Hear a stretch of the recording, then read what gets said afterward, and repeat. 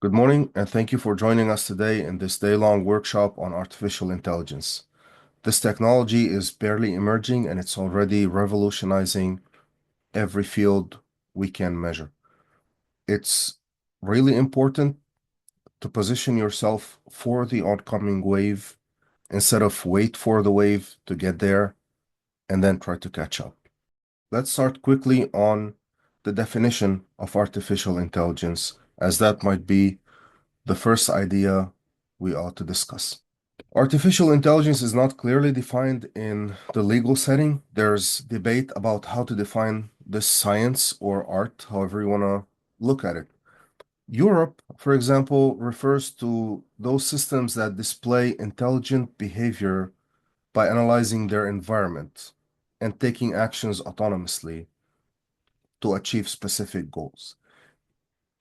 This definition applies to way more than just artificial intelligence, including this little sensor that we all know would turn on the lights as we walk in through the door. It does everything as defined. It does analyze its environment. It takes actions under its own agency, and it does achieve specific goals, but it is not artificial intelligence.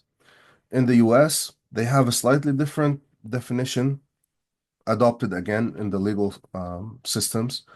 And it says that artificial intelligence are machine-based systems that can make predictions and recommendations and take decisions influencing real or virtual environments. And that again can apply to many other systems than artificial intelligence. Any one of you with an adaptive cruise control in your car, you know that it will do all the above without it being an artificial intelligence system. The technical definition, however, as adopted by the engineers who work in the field, is a little bit different. It's it could be software or hardware. It's anything, basically, that can extract patterns from big data. And that's the whole point of artificial intelligence. There's so much to learn about it, but we can just summarize the whole thing in a word. It does a great job at finding patterns from larger data than us humans can possibly analyze. Traditionally, we've always provided rules and data, and that would become a software or a program, and that program would deliver answers, just like a calculator. You provide your input, rules apply to that data, and then we get an answer. With artificial intelligence, it's simply the other way around. We provide data and we provide answers, such as all the blood works you've ever done in your hospital, along with which patient got this or that disease. And then it extracts those rules. It finds out what connects the dots in the data that you provide. It's very simple in concept, but it's very complicated when we come to implement it. There is a few different flavors of artificial intelligence. Classification is basically providing a large corpus of data. It could be sensor data, it could be numbers, it could be statistics, it could be any kind of data, and trying to extract those patterns from it. So a AI model would start making predictions randomly. Granted, it would be inaccurate, and then it would measure its own inaccuracies and fix them. And it would bring itself closer and closer to making better predictions. And then those are models that we've always used to make a classification. So once we have a model that is accurate enough in measuring something, we can use it to measure that something out in the wild. So if we are building a model that can classify the pictures of cats, this is the only thing it would do. And whatever input you give it, it will output a percentage, a likelihood. How likely is it for that input to be a cat? So if you input a picture of a dog, the output would still be the same. There's, for example, a 4% chance this input is a cat. It doesn't mention a dog. It doesn't generalize. It doesn't understand any farther than the one thing it will classify for. The next flavor of artificial intelligence, which we've all been discussing most recently, is generative AI. And generative AI starts with a large corpus of text. It has to start with a very large corpus of information, of text. That's what we're gonna talk about right now. The first steps in processing that text is to tokenize it. It's called tokenization. We break down the words into maybe smaller parts, or we could put words together and make an entire paragraph to be one token. It depends, and there's many ways and many algorithms, as you may imagine, to do that. But then once tokenized, we'll go to the next step, which is vectorization.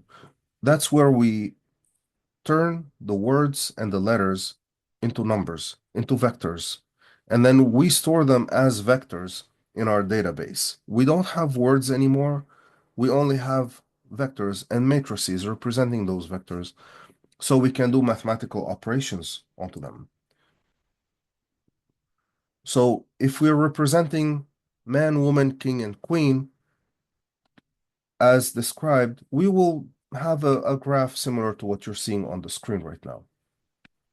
So if you start off with a king and remove the attributes of a man from that word, and then add the attributes of a woman, as you may see, it moves along the graph as if you're just doing mathematical operations, and it gets to where a queen must be represented. So we can now do the basic math onto text. And then this is where generative AI becomes more interesting. It doesn't classify your question when you ask it a question, but it generates an answer to your question from those areas in the vector database that are close to your query. So to keep it short and sweet, artificial intelligence for our purposes can be summarized in systems that will take your input and place it in a bucket. It will classify it, and that's it. And other systems that will take your input and generate what might be an appropriate answer to it, depending on the data and the information that the models had been trained upon. You've all seen pictures being generated by artificial intelligence. As realistic as they may be, if you see a picture of a tiger being generated, it might fool the eye, but you know that this tiger never existed. In flesh, it doesn't exist. This is a representation of what a tiger might look like according to the understanding of this model based on the data it had been trained upon. So when we're talking to artificial intelligence, it's very important to make these two distinctions and understand these two limitations. And they will always give you as good of an answer as the data they had been trained upon, the algorithms used in that training process, and the systems that are running those models as you use them, because a smaller or maybe a slower system may provide a less accurate or a less verbose answer, for example, if you're talking to a chatbot. Onto the implementation of artificial intelligence in a business setting, whether it be a healthcare system or otherwise, Gartner provides their hype cycle, their theory on the adoption of basically anything new that hits the market. They argue there's always going to be a peak of inflated expectations where people start using that new technology or new service everywhere they can, and they try to solve every problem with it. But then it doesn't work everywhere, and they kind of get disappointed from that investment that they made, and they fall in a dip of disillusionment. And then after that comes a slope of enlightenment, as they call it. As we sit right now, we are still going up the peak of inflated expectations. We have very low maturity. Everybody is still trying to find where this might apply, and generally, Everybody is applying this technology everywhere they can instead of everywhere it needs to be implemented or everywhere it's rather useful. Now, on to what may be the most important question of them all as we discuss artificial intelligence. Is it going to replace us? The quick answer is yes. It will replace every one of you, and it will replace me if we don't adopt this technology and make it work for us. Since since the modern engines were invented, every driver either had to use them or stopped being a driver.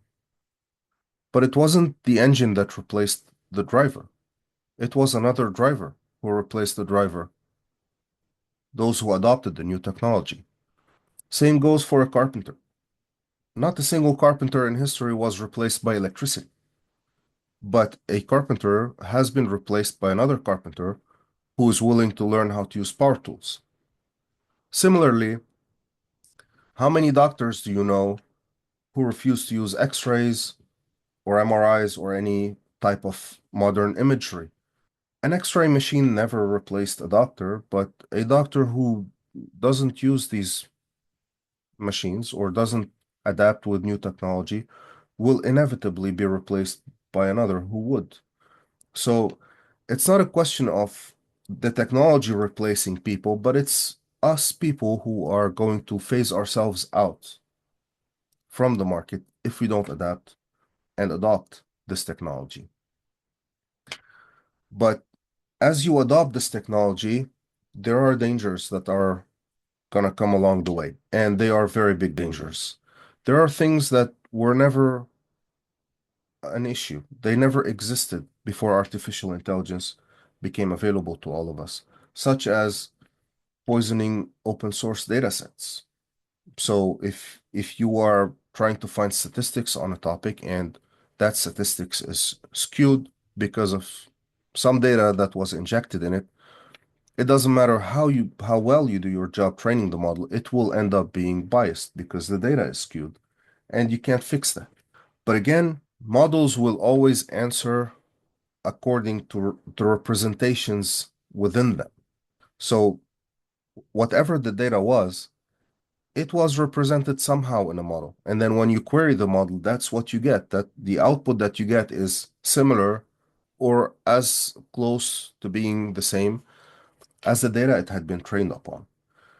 If you query a model in a certain way for a certain time, you will end up finding out, at least partially, the data that it had been trained upon.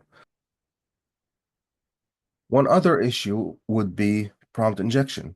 Sometimes the input presented to the model may appear to be something benign, such as an X-ray, but within it there might be a hidden prompt that the model would be able to see and read, but maybe our eyes wouldn't notice it or be able to see it in any way.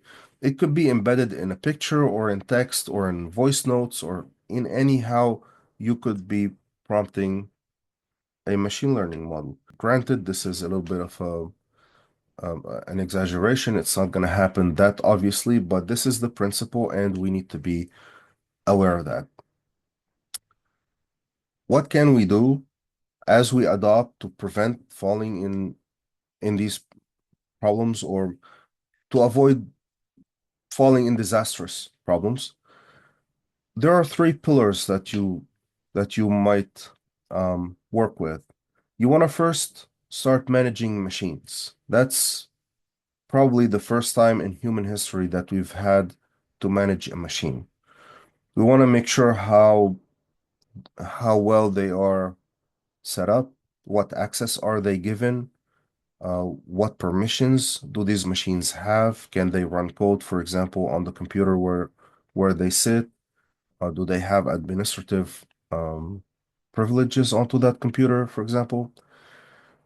Where do we need to input the human in the loop? Because an AI might be able to complete a full process for you, but do you want to allow it to complete the process? Or do you want to break that process down so a human can oversee every part of it, make sure all of those parts are happening according to your rules? And then there's data loss prevention and things like that. But then you also want to manage change. You want to be able to take small steps and verify your progress. You want to be able to measure your revenue on investment with every small step instead of the whole larger project. You want to become adept with machine learning operations or MLOps. And you want to probably find someone um, to include on your team who is knowledgeable of that. Even if you're not building your own systems and your own solutions, if you're buying a solution, you want to be able to evaluate it as well. And you want to evaluate how is that solution being built and served to you. And then you want to manage people too. The new definition of being literate, starting almost last year, I think, is that a human being is able to learn, unlearn, and then relearn quickly enough to keep up with the change. Because what was accurate yesterday is no longer accurate today, and what is accurate today is probably going to be deprecated tomorrow morning. The change is very quick and it's very big. So we want to be able to provide enough space and enough resources for our employees to be able to learn and unlearn and relearn quickly enough. The bad news is you are going to make a mistake along the way. Maybe you're going to make multiple mistakes along the way. But the good news is that's what trailblazers do. You are going to make those mistakes, but make sure as you make them, you don't make disastrous mistakes. Keep them under check. You want to make sure how you're working with your data. You want to make sure you are using artificial intelligence for the correct purposes where it actually can be effective. You want to manage your own expectations as to what this technology might be able to do for you, and you want to manage your consumers' expectations. So if you're deploying a chatbot, you want to make sure the people using that chatbot understand its limitations. And you want to make sure that chatbot can say, I don't know when the data is not available to it. And then you want to make sure you are compliant with your ethical frameworks, with your legal frameworks, and you want to be mission oriented with the products you provide to either your employees or to your patients or to your consumers. Yes, artificial intelligence is inevitable. We can't go around it. There's not a foreseeable way that we can proceed with our lives if we don't adopt this technology. It's gonna happen. It is happening. We just want to manage how it's happening to benefit our organizations and our customers and our patients and ourselves as well. What we can hope to achieve through this period of very fast change is to dampen those dips. Instead of going very high in our inflated expectations, we want to come back from inflated expectations sooner than otherwise we might have. And then again, we want to come back from our um, disillusionment sooner. And we want to make those peaks and dips smaller, but we also want to do them faster, sooner, so we can get to our plateau of productivity earlier. As it sits, the the predicted time frame is 5 to 10 years for us as humanity to reach that plateau of productivity. We want to, if you're able to reach your own plateau of productivity sooner than the 5 to 10 years, that means you are ahead of the curve. I You are wish ahead of you a fruitful and successful day, and I hope that you can find all your answers in the following um, sessions. If I can give you only one advice, it would be the following. Do not be afraid of this technology. Embrace it. Because if you don't, then you have every reason to be afraid of it. Thank you.